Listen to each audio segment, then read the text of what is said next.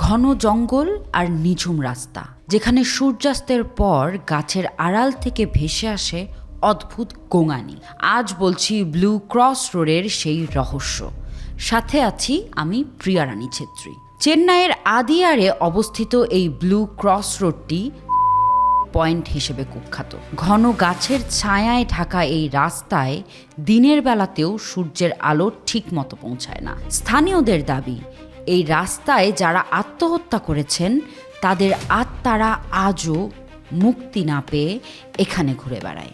অনেক বাইক চালক এবং পথচারী গভীর রাতে এই রাস্তা দিয়ে যাওয়ার সময় এক অদ্ভুত সাদা ছায়াকে গাছের ডালে ঝুলে থাকতে দেখেছেন। সবচেয়ে শিউরে ওঠার মতো বিষয় হলো, অনেক চালক দাবি করেছেন যে নির্জন রাস্তায় গাড়ি চালানোর সময় হঠাৎ মনে হয় পেছনে কেউ বসে আছে এবং কানের কাছে ঠান্ডা নিঃশ্বাস ফেলছে।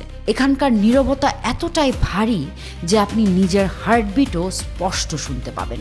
প্যারানর্মাল ইনভেস্টিগেটররা এখানে অস্বাভাবিক ইভিপি রেকর্ড করেছেন। এই রাস্তাটি কি আজও নতুন কোনো শিকারের অপেক্ষায় ওত পেতে আছে? এমন নিঝুম রাস্তায় একা বাইক চালানোর সাহস আপনার আছে কি? কমেন্টে জানান। আমি প্রিয়া রানী ছেত্রী, দেখা হবে পরের ভিডিওতে। এমন আরও ভৌতিক ভিডিও পেতে আমাকে like, share, comment and subscribe করতে ভুলবেন না।